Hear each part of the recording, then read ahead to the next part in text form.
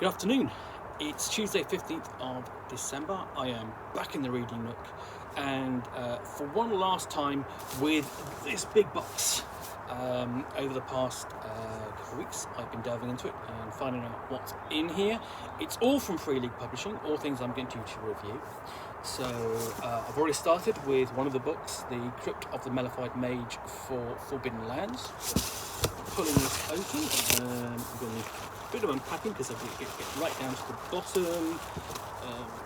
So go. That comes out.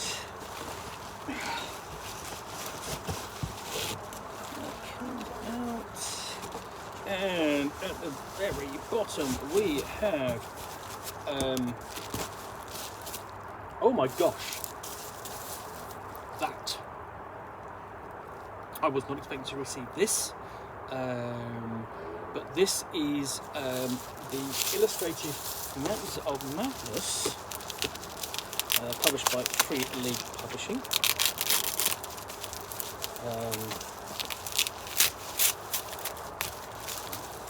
Don't get any tape on.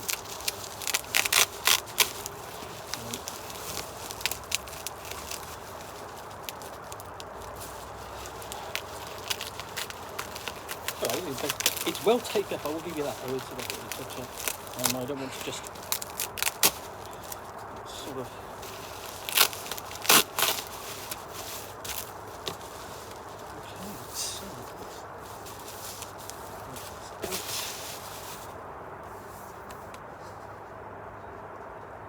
Okay, The Mountains of Madness, Volume 1. By H.P. Lovecraft, and then illustrated by artist known as Barringer. Francois Barringer.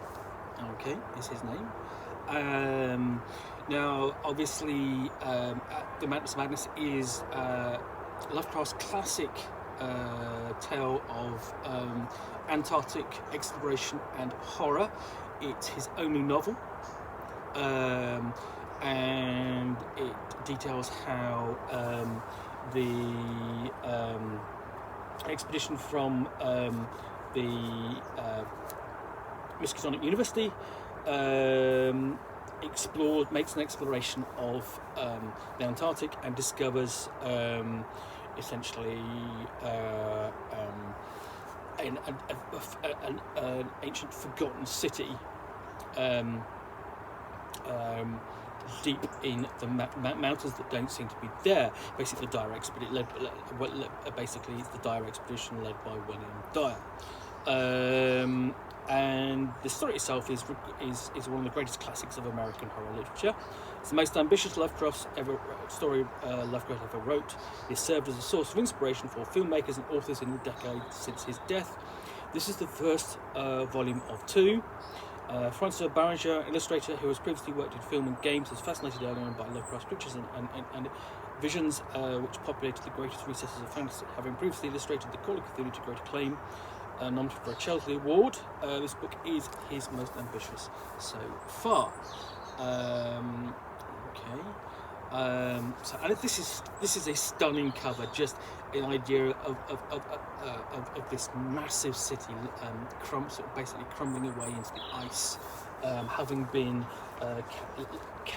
basically trapped for aeons there in the past. Here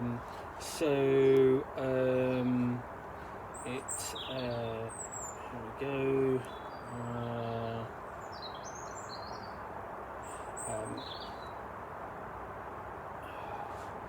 So here we go straight off with just a nice image, obviously, the Miskatonic University, and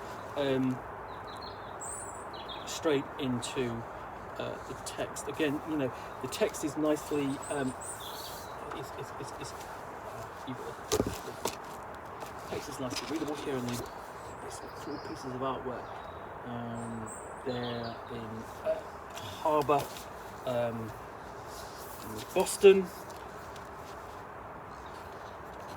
and every page every page is illustrated. You can basically, you have one that sort of shifts from the harbour of Boston to essentially the icy walls of the Antarctic, with ice shelf there. Basically, just trying to put it back just to give you to see that. And this is such a large book.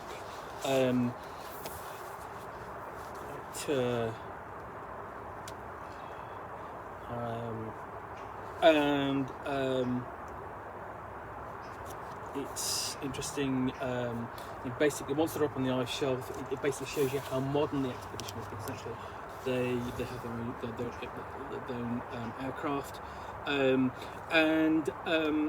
again, because essentially a lot of the action, sort of like the travel, is not done in the story is not done on foot or by sled. It's by by aeroplane. Basically flying higher and higher into the mountains and almost as high as they can go.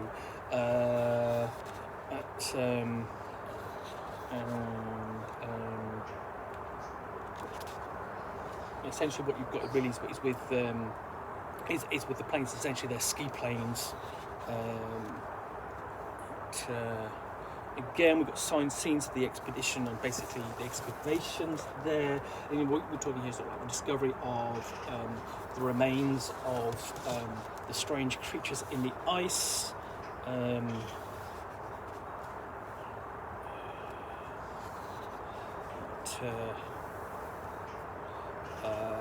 And then down below, we have them in particular just trapped, basically with the bodies.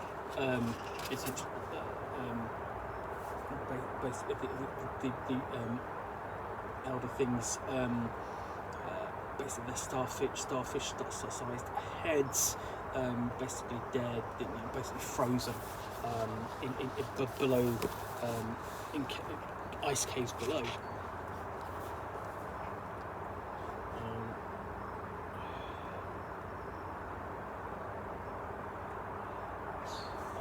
Basically grueling shot of sort of the autopsies on these things. Again, this is a stunning book. I would be interested to see what the Call of Cthulhu book was like.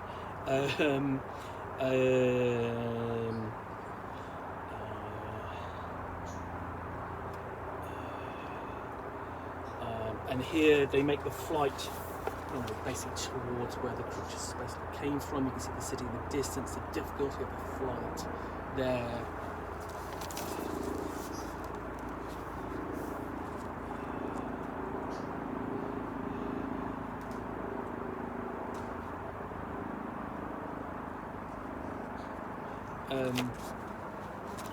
Basically showing you more and more art, because this is a fantastic looking book. You almost wish that they would that when Chaosium, when it comes to do Beyond the Mountains of Madness, the reprint of the 2000 campaign based on this novel, that they took the art from this. It would be amazing, but that's a way off, I would think. And just a pipe dream. And again, it was just a really fantastic shot from below, just at the scope of the city. So you've got the city sort of like there, and just down there. There's the plane they're aboard, flying through the city, dwarfed by its buildings.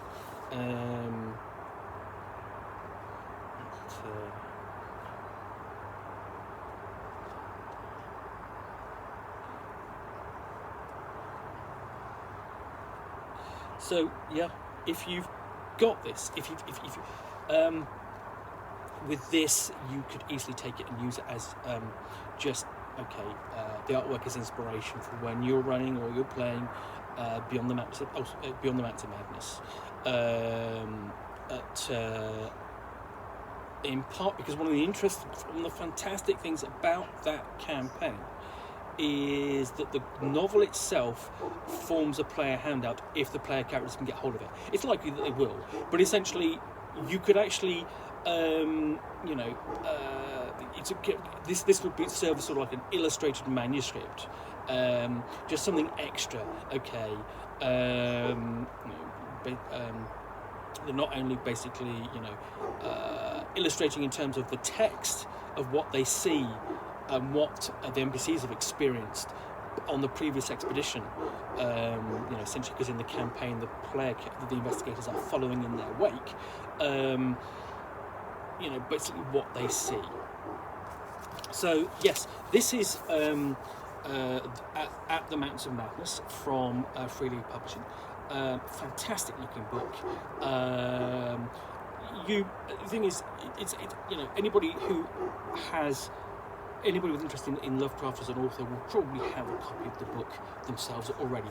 But this is a really lovely illustrated edition to have on the shelf. It's the first of 2 parts, and is going to look great alongside your Lovecraftiana collection of novels and knickknacks, I'm sure. Anyway, so that's the last of my delve into what's in this box.